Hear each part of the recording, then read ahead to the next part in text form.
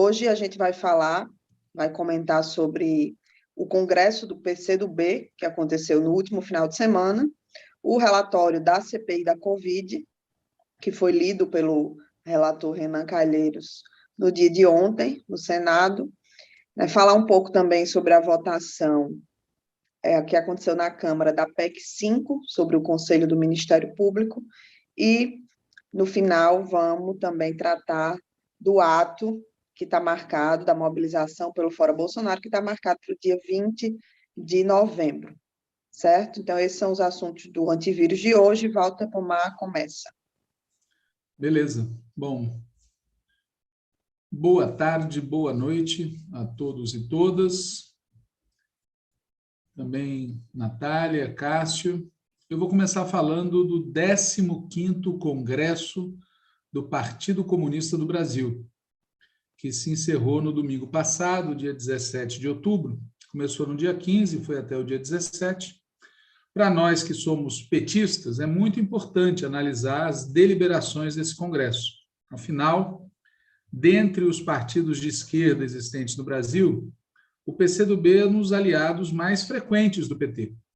Aliás, lideranças muito importantes do PT passaram pelo PCdoB. Quero lembrar aqui de 3 presidentes, uma presidenta e 2 presidentes. Gleisi Hoffmann, José Genuíno e Tarso Genro foram do Partido Comunista do Brasil. Vale lembrar também que desde 1989 até hoje, o PCdoB esteve conosco, aliado em todas as disputas presidenciais. Por isso, é importante para quem é petista analisar o resultado do Congresso do PCdoB. E, além de ser importante para os petistas em geral, é duplamente importante para aqueles petistas que são comunistas. É muito importante estudar o que é que decidiu, afinal de contas, o maior partido comunista do Brasil, que é o PCdoB. Vou começar pelos dados, né? O Congresso foi realizado no modo virtual. Participaram mais de 600 delegados e delegadas, representando, segundo o próprio partido, 33 mil militantes. O Congresso terminou com a eleição de um comitê central de 165 membros. O PT, por exemplo, tem uma direção nacional com pouco mais de 120, não me lembro o número exato agora. O Comitê Central do PCdoB tem 165 membros. E a companheira Luciana Santos, que vem a ser vice-governadora de Pernambuco, foi reeleita presidenta nacional do PCdoB. Bom, como é usual, o Congresso aprovou uma série de moções e aprovou 3 resoluções. Aprovou por unanimidade, eles fizeram questão de destacar isso, a resolução política. Aprovou um documento intitulado Diretrizes para uma Plataforma Emergencial de Reconstrução Nacional, documento que vai ser encaminhado para apreciação do novo Comitê Central, e também o Congresso atualizou o Estatuto do PCdoB. Aqui vale lembrar que o método de funcionamento interno do Partido Comunista do Brasil é diferente do método de funcionamento interno do Partido dos Trabalhadores. No PT, em geral, funciona assim: cada tendência apresenta sua tese, a tese da maioria vira o texto base, que recebe emendas. Aí tem uma comissão de emendas com representantes das diferentes teses.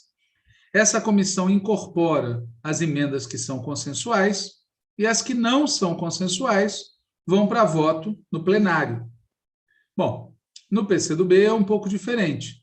Existe só um projeto de resolução apresentado pelo Comitê Central do partido. As emendas são apresentadas eventualmente por indivíduos, por delegados ou delegadas, e são analisadas por uma comissão de redação que é indicada pelo Comitê Central. E é raro haver votação em plenário de divergências. Bom, vamos falar um pouco da resolução política que foi aprovada. Ela é pequena, de pequena extensão, e ela tem basicamente 4 itens. Um item diz assim: transição na ordem mundial se intensifica e acelera na pandemia. O outro item chama-se desmascarar, isolar e derrotar Bolsonaro, a questão premente para salvar o país. O terceiro item intitula-se Federações Partidárias, vitória expressiva da democracia. E o quarto item intitula-se Revigorar o partido. Bom, o documento como um todo dá muito destaque para a questão do centenário. O partido vai fazer 100 anos ano que vem. O tema da organização do PCdoB é muito enfatizado. Obviamente, tanto o centenário quanto o tema da organização estão relacionados com a pressão liquidacionista que houve antes do Congresso. A expressão maior desse liquidacionismo foi a saída do PCdoB em direção ao PSB do governador do Maranhão. Mas havia outros, dentro e fora do PCdoB, que falavam do PCdoB mudar de nome, mudar de símbolos, etc. Então, é óbvio que o Congresso está sendo visto como uma grande vitória por aqueles que defendiam a manutenção dos símbolos do nome e a sobrevivência do partido. E, por isso, o destaque para o tema do centenário e para o tema da organização. Uma outra questão que eu queria destacar é que a postura do documento aprovado é muito boa no que diz respeito a analisar a natureza imperialista dos Estados Unidos. O documento reconhece as características do governo Biden em confronto com o governo Trump, mas não faz nenhum tipo de concessão, não pinta de rosa a realidade, deixa claro que o governo Biden é um governo imperialista. Bom, para além disso, o documento reafirma uma visão estratégica que o PCdoB vem construindo já há alguns anos, né? No passado, quando foi reorganizado, segundo alguns, ou quando foi fundado, segundo outros, em 1962, a posição do PCdoB era claramente aquilo que a gente chama de etapista. Primeiro, uma revolução democrático-nacional, depois o socialismo. Aí, quando chegou nos anos 90, o PCdoB assumiu a ideia de que o etapismo estaria ultrapassado e que o objetivo do partido era o socialismo. Mas agora, se vocês lerem com atenção a resolução, vocês vão ver que tem uma nuance.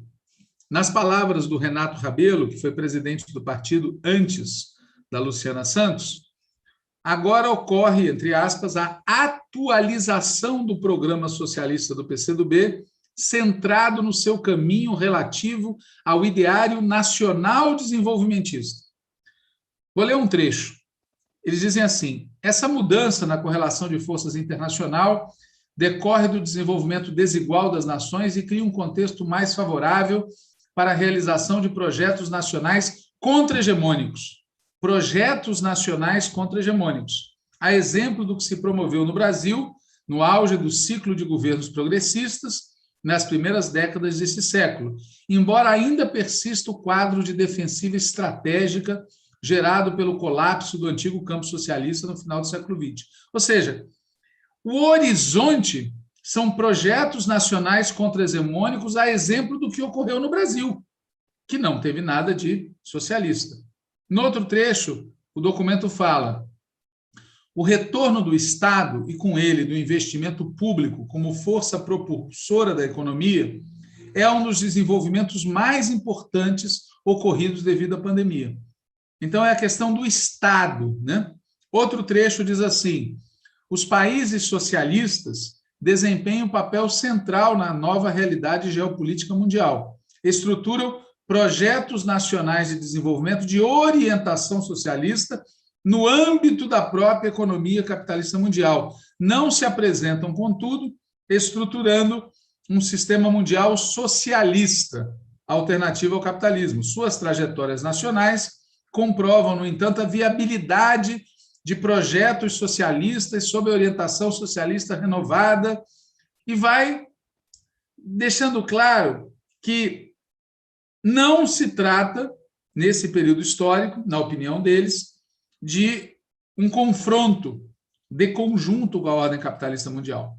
No outro trecho, eles dizem que a esquerda ainda enfrenta um período de defensiva estratégica no mundo. Neste quadro, a centralidade das tarefas nacionais e democráticas necessariamente se impõem. Ou seja, a centralidade é do que ele chama de tarefas nacionais e democráticas. Outro trecho diz assim, aí vem um trecho muito curioso, né? Eu vou ler para vocês um trecho que parece contradizer isso tudo. Eles falam, nesse momento intensificam-se as contradições e tensões no sistema capitalista. O pano de fundo é o agravamento das contradições inerentes ao modo de produção capitalista. Ora, se o pano de fundo, se o centro do que está acontecendo no mundo é uma crise do capitalismo, por que, na hora de falar das alternativas, se enfatiza o nacional, se enfatiza o democrático, se enfatiza o progressista, mas não se enfatiza no mesmo patamar o tema das tarefas socialistas? Por que o socialismo é apresentado sempre com a cara de projeto nacional de desenvolvimento, né? A impressão que eu tenho é que, por um caminho torto, a estratégia etapista, que era primeiro a transformação democrático-nacional, depois o socialismo, foi expulsa pela porta da frente nos anos 90 e voltou pela janela, nesse período mais recente. Voltou pela janela e a impressão que eu tenho é que na formulação do PCdoB, as prioridades que eles dão no terreno da tática para o frente amplismo acabam produzindo no terreno da estratégia um regresso à política etapista. Vou dar um exemplo.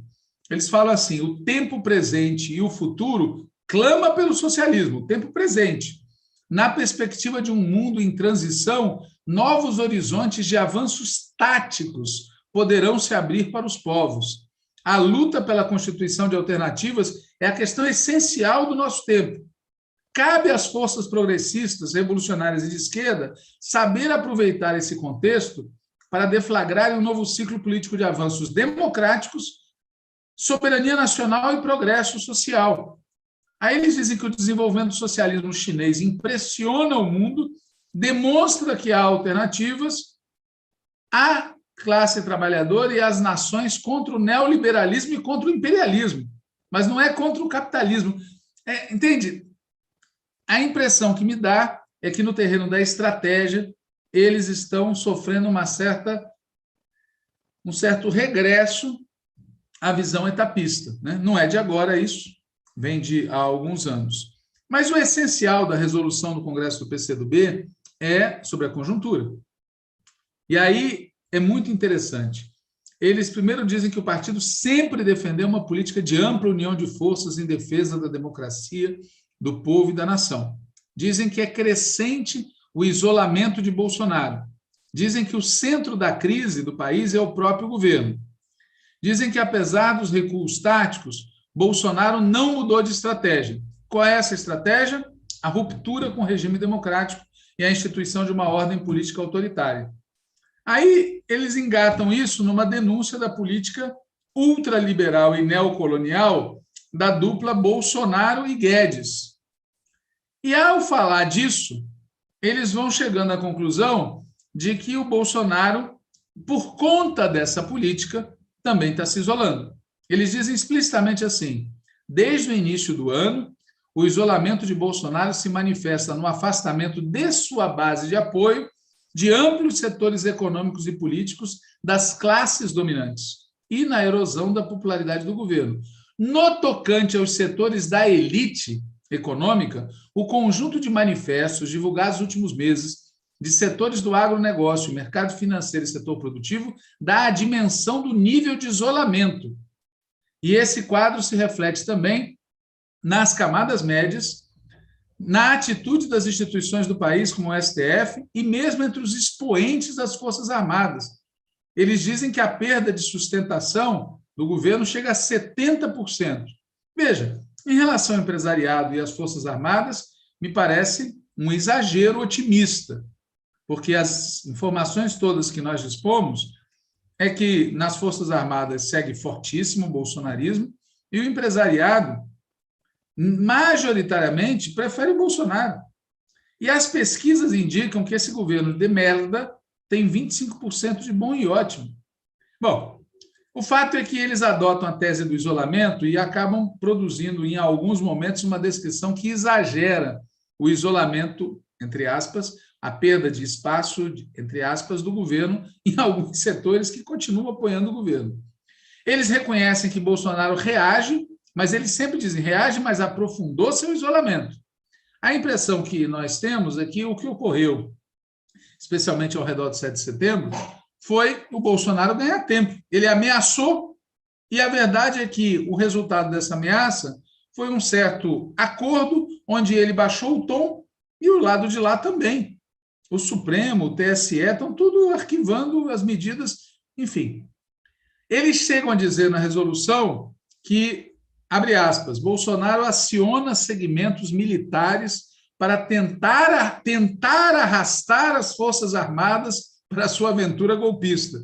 Quando, de novo, as Forças Armadas são parte do golpismo desde 2016.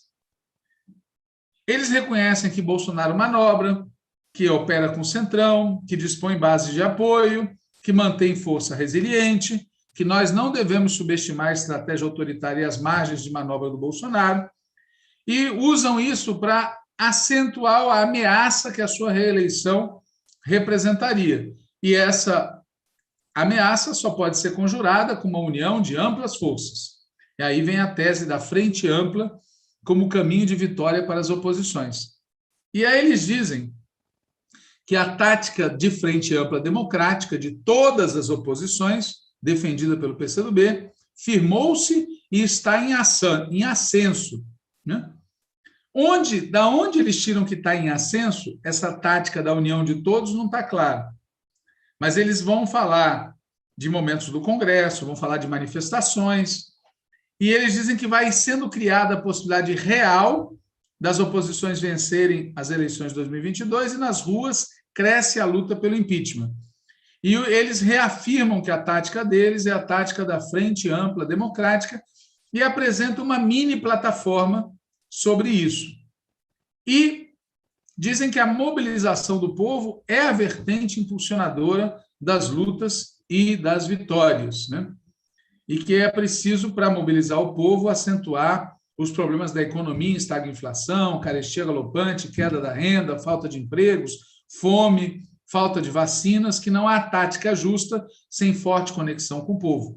E eles, de novo, dizem que o modelo é o das manifestações das diretas já.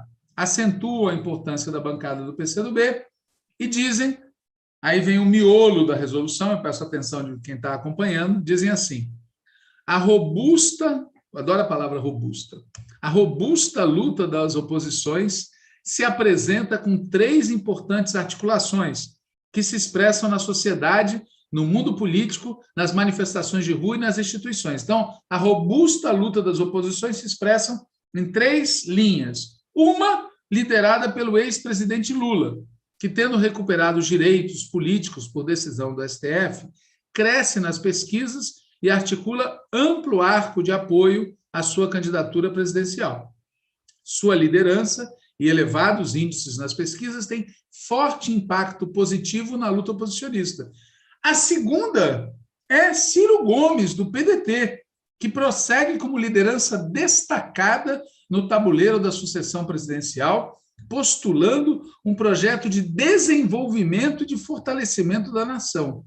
E ocorre ainda, no campo das oposições a Bolsonaro, a movimentação da denominada terceira via na construção de convergência entre si de nomes e plataformas para a candidatura presidencial. E acabou. Não dizem mais nada acerca dessas 3 importantes articulações que são colocadas no mesmo plano. Lula, Ciro e a terceira via. Eles não demarcam nem com Ciro, nem com a terceira via, do ponto de vista programático. É muito ruim isso, porque é uma visão que pode permitir ao PCdoB seguir diferentes caminhos. Veja, o PSOL, do seu jeito, aprovou uma resolução que não lança candidato, e todos nós sabemos que eles estão divididos entre o que fazer. E o PCdoB, de outro jeito, está dizendo a mesma coisa, que eles não têm decisão tomada sobre 2022. É o que diz a resolução. Não é minha interpretação, que quer que o professor fale. E eles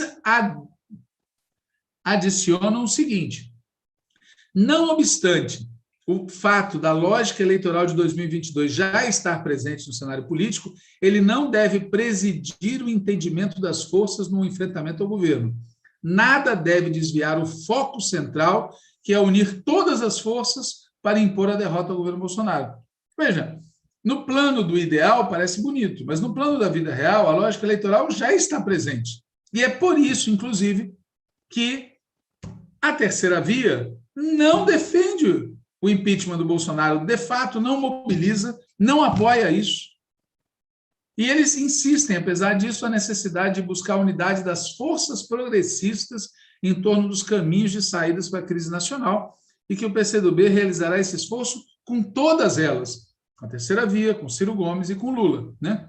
Considerando importante que se apresente expectativa de vitória em 2022 para dar outro rumo à nação.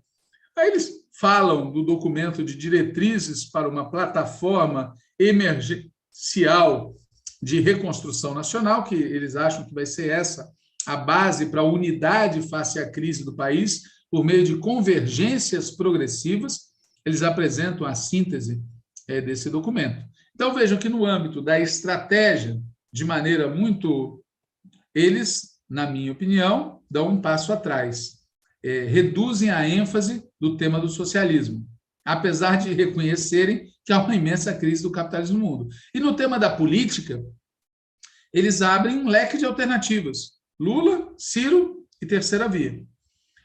Um outro aspecto do documento é o tema das federações. Eles dão uma forte ênfase para isso. Logo em seguida a essa análise, dizem que a federação partidária será a grande novidade das eleições de 2022, que vai ser um instrumento político importante para a disputa eleitoral de 2022, e não dizem com quem. A leitura de quem vê o documento é que uma coisa estará ligada à outra, ou seja, a depender da solução que eles deem para a questão da federação, isso vai influenciar na tática de 2022, na tática eleitoral geral, né? E vice-versa. Um detalhe interessante é que, de certa maneira, o PCdoB já fez uma fusão partidária há pouco tempo atrás, né? Em 2019, eles fizeram um congresso extraordinário e, nesse congresso extraordinário, eles aprovaram a união entre o PCdoB e o Partido Pátria Livre, que é a legenda do antigo MR8. E, no congresso que acabou de acontecer, coube ao vice-presidente nacional do PCdoB, o senhor Sérgio Rubens, que era presidente do PPL, antigo MR8, fazer um balanço da fusão. E é muito engraçado, porque ele diz que MR8 e PCdoB, tiveram trajetórias paralelas, baseados num conjunto de referenciais, entre os quais a defesa do marxismo-leninismo, da unicidade sindical e da independência nacional, mas que cada partido tinha sua cultura própria e que tinham opiniões diferentes sobre a gestão de Dilma Rousseff. Esse senhor, que hoje é vice-presidente do PCdoB, diz que o seguinte, abre aspas, quando a proposta de integração chegou, a dificuldade maior a superar era que o PPL tinha se retirado da base de apoio do governo Dilma em 2013. Nós trabalhávamos para construir um outro campo com a candidatura de Eduardo Campos a presidente em 2014. E os camaradas do PCdoB, diz o Sérgio Rubens, mantiveram o apoio a Dilma até o impeachment. Ele está dissimulando a opinião do PPL. O PPL foi a favor do impeachment. Quer dizer, em 2019, o PCdoB abrigou nas suas fileiras um partido golpista. E que até hoje, se vocês lerem o jornal Hora do Povo, porque o PPL entrou no PCdoB, mas manteve o direito de ter a juventude própria, ter o jornal próprio. É engraçado, o PCdoB aderiu à ideia do partido com uma tendência, né, que é o PPL. E eles mantêm uma posição sobre o PT, sobre o Lula, sobre a Dilma, que é horrível, horrível. Não é de esquerda, é de um partido que foi golpista e segue defendendo várias posições, agora como integrantes do PCdoB, né? Então, mas, segundo o Sérgio Rubens, não se cobrou autocrítica de nenhum lado. A questão anterior ficou para trás. Mas não é uma questão anterior. É como a Natália vai falar logo mais sobre o problema da Lava Jato e do Ministério Público. Questões não resolvidas anteriores reaparecem o tempo todo. É por isso que dentro do PCdoB, o PPL representa uma fração que é golpista, né? Muito bem. De toda maneira, o PPL tem total identidade com a ideia da frente ampla, né? E, curiosamente, eles dizem, no final, esse senhor que é vice-presidente do PCdoB, que veio do PPL, diz assim: o PCdoB modifica um pouco a cultura do MR8 e a gente modifica um pouco a cultura do PCdoB. O resultado é um partido mais fortalecido na vanguarda. Bom, um sinal do que isso pode gestar apareceu na entrevista da vice-presidenta da União Nacional dos Estudantes ao jornal Folha de São Paulo. Eu recomendo que vocês ouçam o podcast dessa semana, em que 2 diretores da UNE, um sainte e outra entrante, fazem uma análise dessa entrevista, que é, sob vários aspectos, muito negativa, porque ela acaba servindo para reforçar o discurso que a direita gourmet faz acerca da existência de 2 extremos, 2 radicalismos, o petista e o bolsonarista. Mas isso já está detalhado no podcast. Eu paro por aqui e, Natália, é contigo agora para falar do relatório da CPI e de outros assuntos relativos ao Congresso Nacional. Valeu, Walter. Boa noite, mais uma vez, a todo mundo que está assistindo a gente. Eu vou comentar hoje sobre 2 assuntos que eu considero importantes e que estão relacionados ao que está rolando no Congresso Nacional. No caso, o primeiro é no Senado, que é a leitura do relatório da CPI da Covid, e o outro assunto é na Câmara, que foi a votação que aconteceu ontem da PEC 5, né, que está sendo bastante comentada também, e tem polêmicas importantes para nós da esquerda. Sobre o relatório da CPI da Covid, bom, foram 6 meses de trabalho dessa CPI, né, dezenas de reuniões, depoimentos, análise de muitos documentos, né, foi um processo bastante amplamente divulgado, acompanhado pela mídia e pela sociedade em geral, o que aconteceu na CPI, e finalmente a gente tem uma conclusão, um documento oficial apresentado ao plenário da CPI no Senado, que confirma, na prática, confirma o que a gente já vem dizendo desde o primeiro mês de pandemia, pelo menos, né, que o governo Bolsonaro é criminoso, né, que o governo Bolsonaro trabalhou propositalmente para propagar o vírus, para que não fossem tomadas as medidas sanitárias recomendadas pela situação de pandemia no mundo, né? Corrupção na compra de vacinas, né? Insistência num tratamento precoce sem eficácia, e várias outras situações que escancaram, né, que a atuação do governo Bolsonaro nessa crise sanitária foi, de fato, criminosa, né? O relatório, ele está sugerindo, né, recomendando o indiciamento de mais de 60 pessoas, se eu não me engano, são 66 pessoas físicas e 2 pessoas jurídicas, cujo indiciamento criminal está sendo proposto pela CPI, né? O relatório vai a voto ainda na semana que vem, então ele só foi apresentado, foi lido, né? Esses pedidos de indiciamento, eles não têm como efeito prático imediato a abertura dos processos e o julgamento e a condenação dessas pessoas, né? Eles são recomendações após um processo de investigação, são recomendações já embasadas, porque teve uma investigação fundamentadas em documentos, em depoimentos, em audiências, mas são ainda recomendações que vão ser direcionadas para os órgãos do sistema de justiça competentes para, de fato, apresentar denúncias e processos criminais, cíveis e administrativos contra essas pessoas físicas e jurídicas que estão tendo seu indiciamento recomendado, né? Que órgãos são esses?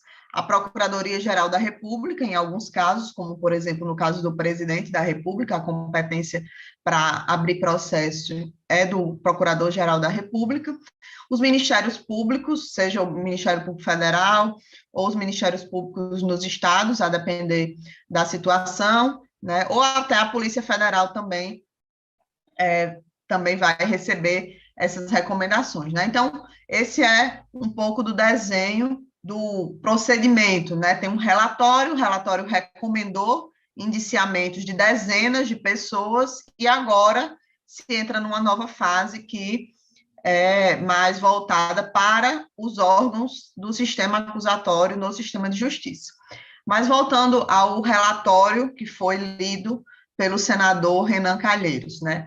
Ele indicia, né, recomenda o indiciamento de Bolsonaro, né, do presidente Bolsonaro, em 9 crimes, que são eles: prevaricação, charlatanismo, epidemia com resultado morte, infração a medidas sanitárias preventivas, emprego irregular de verba pública, incitação ao crime, falsificação de documentos particulares, crimes de responsabilidade, né, violação de direito social e incompatibilidade com a dignidade, honra e decoro do cargo, né, que são os aspectos de crimes de responsabilidade, e crimes contra a humanidade, né, nas modalidades de extermínio, perseguição e outros atos desumanos. Então, esses são os 9 tipos penais que o relatório está sugerindo que Bolsonaro seja indiciado. Teve uma polêmica na semana passada, dentro do chamado G7, que é o grupo que tem a maioria na CPI, que é formado pelo relator, pelo presidente, pelo vice e pela nossa turma da oposição que compõe a CPI, né? Teve divergências na semana passada em torno do que o relatório iria apresentar em relação ao indiciamento de Bolsonaro, né? Isso foi uma polêmica. Uma parte defendia que tivesse um indiciamento por genocídio e ou homicídio, explicitamente, e outra parte entrou em conflito aí dentro do próprio G7 acerca disso, o que mostra que, né, mesmo entre esse setor que aparentemente está bem combativo, né, no campo da apuração dos crimes em relação à pandemia, na hora H, digamos assim, acaba que recua em algumas coisas. Então, teve essa polêmica e, pelo que a gente teve de informação, o relator optou por retirar para ter uma aprovação, né, para tentar ter uma aprovação mais tranquila do relatório, retirou o indiciamento de Bolsonaro nessa modalidade de genocídio / homicídio, né? Além de Bolsonaro, alguns ministros e ex-ministros também tiveram pedidos de indiciamento pelo relatório, né? O Onyx Lorenzoni, Braga Neto, Ernesto Araújo, o atual ministro da Saúde, Marcelo Queiroga, teve pedido de indiciamento, o antigo Pazuello, né? Além deles, os 3 filhos de Bolsonaro tiveram pedidos de indiciamento: Flávio, que é o senador, o deputado Eduardo Bolsonaro e o vereador Carlos, além de outros deputados como Bia Kicis, Carlos Zambelli, Carlos Jorge, Ricardo Barros, Osmar Terra, né? Então, realmente tem um leque aí de autoridades que vão ter o indiciamento recomendado, caso o relatório seja aprovado, e que depois vão, se a coisa for levada como deve ser feita pelo sistema de justiça, vão sofrer aí processos pelos diversos crimes cometidos no que diz respeito à pandemia, né? O relatório deixa muito explícito a existência do chamado gabinete paralelo de aconselhamento. Por exemplo, o presidente do Conselho Federal de Medicina é um dos indiciados, né? Além de outros médicos. O relatório revela uma expressão que ele está chamando de apego ideológico à cloroquina, então, a coisa da prescrição, do tratamento precoce que não tem eficácia, está sendo também objeto aí do relatório, então tem vários médicos que estão sendo indiciados pela participação nesse gabinete, por, enfim, fake news, tudo mais.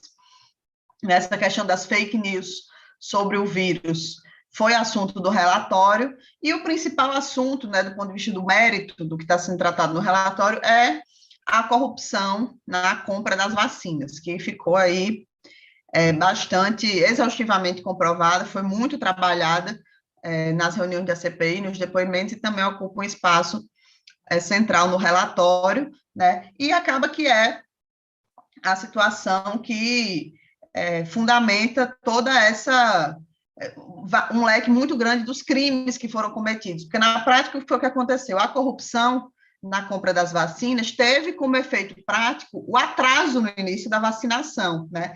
E daí veio, né, também daí veio muitas mortes que eram evitáveis, né? Não a questão do tratamento precoce, do desestímulo ao uso de máscara, ao distanciamento social, né, o descaso lá no início, mas a corrupção na compra das vacinas escancarou muito mais esse problema, porque quando já tinha vacina no mundo, né, o Brasil ficou lá atrás em relação a isso, e muitas mortes que podiam não ter acontecido, principalmente no primeiro semestre desse ano, aconteceram e eram evitáveis, né? Tem cálculos que indicam que mais de 400 mil das 600 mil mortes que aconteceram até agora no Brasil, das mais de 600 mil mortes, seriam evitáveis, né? Então, 2/3 das pessoas que morreram poderiam não ter morrido, caso o governo federal tivesse tido uma postura em uma ação que não fosse criminosa no combate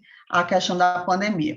Além dos indiciamentos, o relatório propõe uma série de alterações na legislação decorrente da situação que foi investigada na CPI, né, como a criminalização da criação e divulgação de notícias falsas, né, em casos envolvendo saúde pública, né, questões sobre a preservação da memória das vítimas de Covid, reconhecimento dos profissionais da saúde também que atuaram no combate à Covid, que estão atuando ainda, né, a questão da renda aos órfãos da Covid-19 é um assunto, né, então, algumas coisas em relação a direitos, né, por exemplo, concessão de auxílio-doença, aposentadoria por invalidez, a quem foi gravemente afetado por sequelas da Covid, enfim, tem várias outras recomendações que o relatório faz no âmbito da produção de leis, normas, criação de direitos relacionados aí à questão da Covid. Eu acho que agora tem duas questões que são importantes em relação aos próximos passos, né? Primeiro é o seguinte, o relatório foi lido, não foi debatido e votado, então o primeiro desafio, digamos assim, é aprovar o relatório, está previsto para a próxima semana, na quarta-feira, a votação do relatório, né? E o indicativo, a preço de hoje, é que tem maioria para aprovar, né? Mas vamos saber ainda nos próximos dias e até quarta-feira o que é que o governo vai fazer em relação a isso, né? Acho que o governo não vai ficar de braços cruzados esperando o relatório ser aprovado nos termos em que está.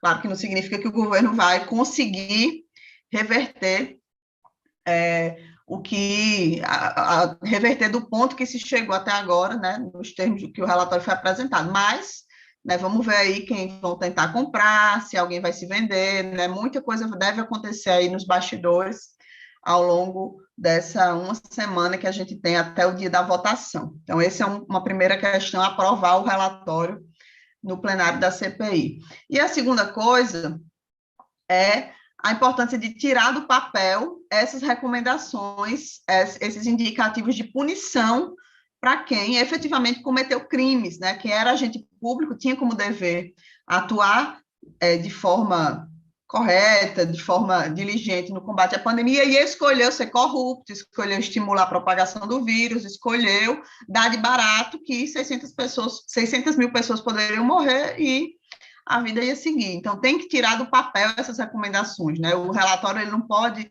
ser um documento histórico, um compilado dos crimes, sem que nada aconteça, né? E isso, na minha opinião, só vai acontecer, só vai sair do papel algum tipo de investigação, algum tipo de processo, algum tipo de punição, se tiver muita pressão em cima dos órgãos responsáveis por dar andamento a esses processos, como, por exemplo, o Ministério Público, em todos os âmbitos, estadual, federal, Procuradoria-Geral da República, né? Esse andamento das denúncias, o pós-relatório, né, o que fazer no pós-relatório, é uma nova oportunidade agora, nesse final de ano, de subir de tom na pressão em cima do governo, né? Precisa realmente ter um esforço, né? A oposição precisa se organizar para isso, no âmbito institucional, principalmente, para que não acabe sendo, né, o resultado da CPI uma denúncia sem nenhum efeito prático, né? Então, essas são as duas questões aí que eu acho que estão colocadas para as próximas semanas. Primeiro, aprovar o relatório, depois pressionar muito para que o que está colocado lá não fique só no papel. A gente vai seguir comentando esse assunto da CPI da Covid ainda na próxima semana, porque, como eu disse, a votação ainda vai acontecer, e aí, após a votação, é que a gente vai ter condições de analisar de forma mais nítida aí quais serão os próximos passos, né? E aí eu queria aproveitar esse gancho desse assunto, né, sobre o papel da PGR, do Ministério Público de forma geral, o papel que eles vão ter no próximo período, no que diz respeito a dar consequência ao trabalho feito pela CPI do Senado. Queria aproveitar esse gancho para comentar um outro assunto que também teve bastante importância essa semana na Câmara dos Deputados, né, que foi a votação da PEC 5 sobre o Conselho Nacional do Ministério Público, cuja sigla é CNMP, né? A Globo, por exemplo, está vendendo que se tratava da PEC que aumenta a interferência política no Ministério Público, né? Outros falam em PEC da vingança, como se fosse no sentido de que seria uma vingança contra quem está combatendo, supostamente combatendo a corrupção, né? Na minha opinião, eu acho que é uma PEC que, de forma bastante tímida e até insuficiente, prevê alguns mínimos, alguns minúsculos mecanismos de controle da atuação funcional do Ministério Público, né? O CNMP, que é esse Conselho Nacional do Ministério Público, é um órgão de controle, né, que a Constituição de 88 prevê para fiscalizar a atuação dos ministérios públicos, em todos os níveis, né? Só que, na prática, esse órgão tem se demonstrado cada vez mais uma instituição ultracorporativa, né, que só atua em defesa de privilégios, de interesses específicos, de categoria, e que faz política no sentido sempre de proteger de punição, né, quase que irrestritamente, os membros do Ministério Público que cometem crimes, que atuam de forma ilegal, né? Como o caso emblemático sobre isso é o caso do procurador da República, Deltan Dallagnol, o chefão lá da acusação sem provas de Lula na Operação Lava Jato. Dallagnol, as denúncias acerca da atuação dele, né, em conluio com Moro na Lava Jato, em Curitiba, as denúncias contra ele no CNMP tiveram a declaração de prescrição depois de mais de 40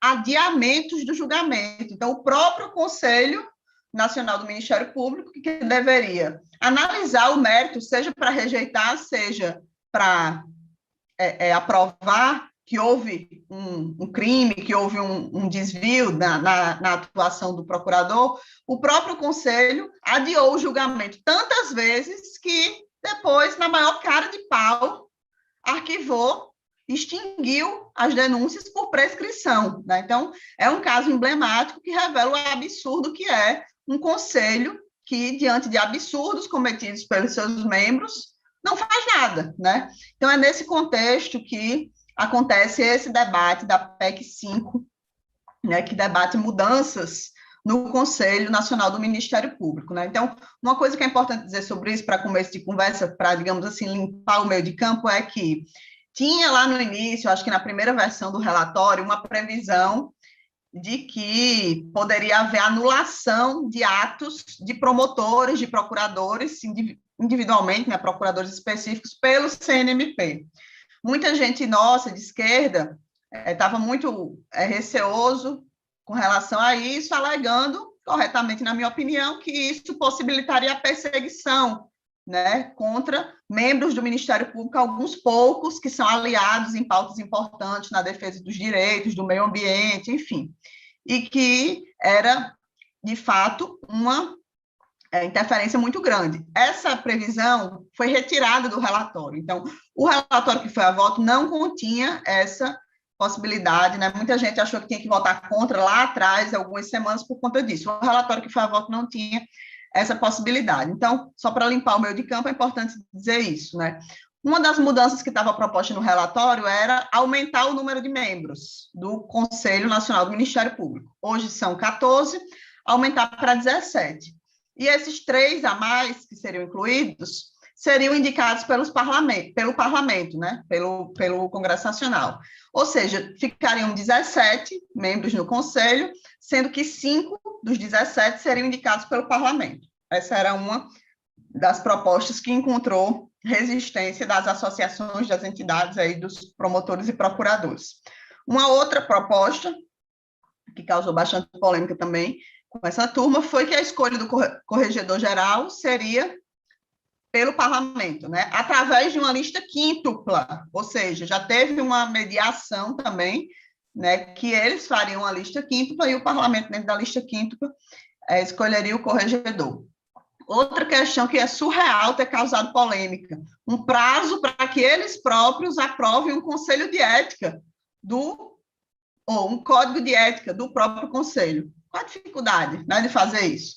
Então, assim, todas essas propostas que eu estou exemplificando aqui, que estavam no projeto que foi a voto ontem, todas as propostas são suaves, né, em relação a maior controle, um pouco de transparência, enfim, e algumas, inclusive, bastante insuficientes para que a coisa vire algo que possa se chamar de controle social, né? Por exemplo, essa questão das indicações de membros pelo parlamento. Claro que a gente não tem ilusão que indicações pelo parlamento de membros para um órgão desse tipo sejam ótimas, né, do nosso ponto de vista, por exemplo, da esquerda. É claro que teriam problemas, é um parlamento controlado pela direita majoritariamente, enfim.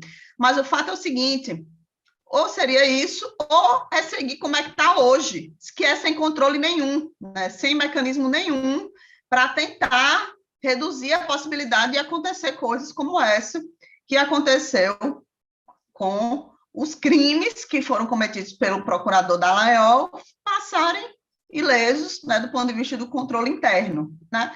Então, o fato é o seguinte, o que é que estava em jogo nessa situação da PEC 5, né? De um lado, as entidades de procuradores, de promotores, jogando toda a pressão para manter as coisas como são hoje, que é sem controle nenhum, né?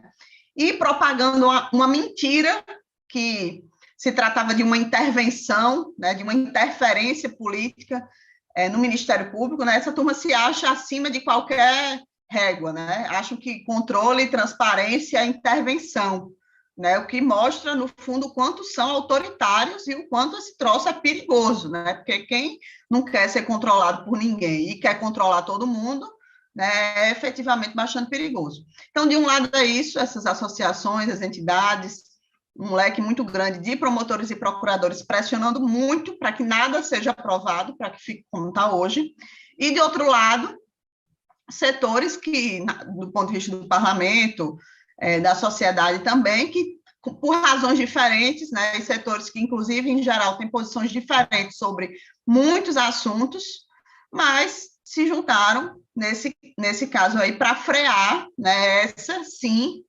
excessiva interferência dessa turma que acha que é mais legítima do que quem tem voto, por exemplo, para dizer quem deve governar, para dizer como se governar, como exercer mandato. Então, enfim, esse era aquele braço que estava acontecendo em torno dessa proposta, né? Até agora, né, vide a votação de ontem, o parlamento optou, a Câmara, no caso, optou por manter as coisas como estão hoje, né? A PEC ela foi rejeitada, o relatório da PEC foi rejeitado, foram 297 votos a favor e 182 contra, né? Tem uma maioria a favor, mas como se trata de uma emenda constitucional, precisaria de 308 votos. Ou seja, faltaram 11 votos, né? O PT, na nossa opinião, corretamente orientou a favor, né, de votar nessa PEC, teve uma liderança nesse processo, né? Alguns deputados não votaram, outros se abstiveram por razões diferentes, mas eu acho que nesse caso da PEC 5, né, o mais grave foram os votos contrários, né? Teve votos contrários vindo da esquerda, da oposição, né? Por exemplo, o PSOL, que tem 9 deputados, orientou o voto contra, né? E esses votos contrários, ainda mais considerando que a diferença foi muito pequena, né? Acabaram, na prática, na minha opinião, colocando água no feijão do lavajatismo, né? Porque, na prática, é isso que está em jogo, lavajatismo ou tentativas de freio, né, dessa situação. Então, eu acho que foi uma água no feijão do lavajatismo, né, que segue, né, apesar da decadência da Operação Lava Jato, que está aí sofrendo baques já tem um tempo, mas o lavajatismo segue corroendo, né, aí estruturas amplamente do sistema de justiça. Então, acho que tem que ter uma coragem maior nossa, uma disposição de enfrentar as raízes desses problemas, né? A PEC 5, ela era tímida, mas era algo pontual que, na minha opinião, valia a pena enfrentar, né? Não ia resolver o problema de fundo, mas era algo simbólico, né? Uma espécie de chutada de porta, abrir um pouco a porteira para que essa discussão aconteça, né? Que a gente, especialmente a gente que quer voltar a governar, né, que pretende voltar a governar o país, vão ter que enfrentar o quanto antes esse assunto do sistema de justiça, né? Se a gente quiser voltar a governar em condições que se sustentem, né? Ter um governo que se sustente, dentre outros assuntos, esse tema, né? Essa briga aí vai ter que ser comprada sem receio, né? Sem receio, com mais segurança de de desagradar, né, porque vamos desagradar mesmo esses interesses corporativos que, na prática, sustentam esse tipo de estrutura, como é o Ministério Público, que faz política o tempo todo contra nós, e acham que são intocáveis, né, acham que a democracia são eles, os iluminados, enfim. Então, eu acho que precisa avançar, né, aprofundar mais essa discussão e criar condições para travar essa briga de forma mais efetiva, né? De toda forma, em relação à PEC 5, Lira, presidente da Câmara, Arthur Lira, já disse que só termina quando acaba, né? Ele quer, de alguma forma, colocar para votar de novo o assunto. Vamos ver aí o que é que vai acontecer nos próximos dias. É isso. Maravilha. Bom, deixa eu concluir o antivírus de hoje falando um pouquinho do dia 20 de novembro, né? Que é um dia de luta contra o racismo e deve ser também a data da próxima grande manifestação pelo Fora Bolsonaro. Mas antes eu queria falar um pouco sobre a situação mundial, regional e nacional, bem rapidamente.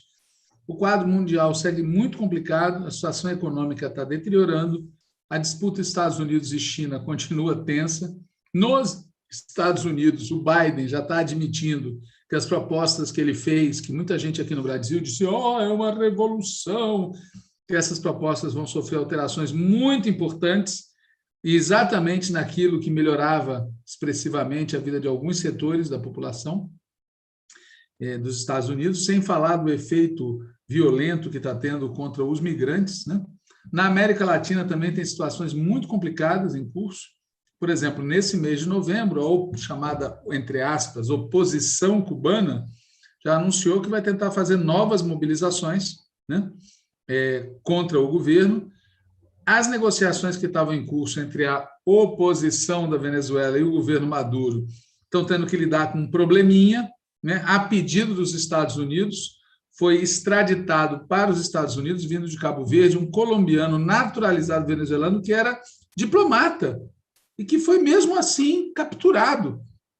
Ou seja, os Estados Unidos dão sinais de querer melar a negociação, que na verdade é com os Estados Unidos, não com a oposição venezuelana, porque essa oposição venezuelana é braço dos Estados Unidos. Na Argentina, a gente vai ter eleição no final do ano. No Peru, né, no podcast, o Daniel Valença já explicou, houve uma alteração no gabinete ministerial e tem muita tensão dentro do partido do presidente Pedro Castillo e entre outros setores da esquerda. No Equador, o presidente decretou estado de exceção, né, é mais um dos citados aí no Pandora, né, e decretou estado de exceção, convocou as Forças Armadas supostamente para combater a criminalidade, mas, na verdade, para... né? No Chile, o Piñera também escalou contra os Mapuches, né? Para não falar de El Salvador, onde tem inúmeros líderes da oposição presos. Outros exemplos podem ser citados, todos indicando um cenário de crises, de conflitos e turbulências. Enquanto isso, aqui no Brasil, como já foi dito, parece que a temperatura baixou, se comparado com a situação na primeira semana de setembro. A questão é até quando? Vamos levar em consideração não só o que acontece no andar de cima, mas o que acontece para a massa do povo. A situação da massa do povo é de agravamento das condições de vida. A fome é um dos sintomas disso. Mais de 20 milhões de pessoas declararam, em dezembro de 2020, ter passado mais de um dia sem se alimentar, e a situação de lá para cá piorou. Você tem destruição de políticas sociais, desidratação de políticas públicas, tá certo? Você tem desemprego, você tem queda na remuneração das pessoas, você tem a fome. E, claro, vamos falar as coisas como elas são, Bolsonaro causa a miséria, mas quer explorar politicamente a miséria. Esse caso agora do chamado auxílio emergencial tem que ser visto nessa perspectiva. Claro que, como o Lula disse, a gente tem que ser a favor, porque isso é útil para o povo sobreviver, mas que isso vai ser utilizado politicamente pelo Bolsonaro, é óbvio, como foi, tá certo, em 2020. E o fato é que, nesse contexto de tanta dificuldade econômica e social, apesar dessa situação objetiva, prosseguem as dificuldades de mobilização de setores mais amplos do povo, seja para as lutas imediatas, seja para as manifestações pelo Fora Bolsonaro. E tem diferentes opiniões sobre a causa dessas dificuldades, bem sobre o que fazer para enfrentar essas dificuldades. Tem gente que tem uma teoria esdrúxula de que a culpa é do povo, que o povo não se mobiliza. Tem os de sempre com a teoria de que a culpa é do PT, né? Tem setores da esquerda que aderem a essa tese, que é uma tese da direita, né? Todo o problema do país é culpa do PT, se o povo não se mobiliza, a culpa é do PT.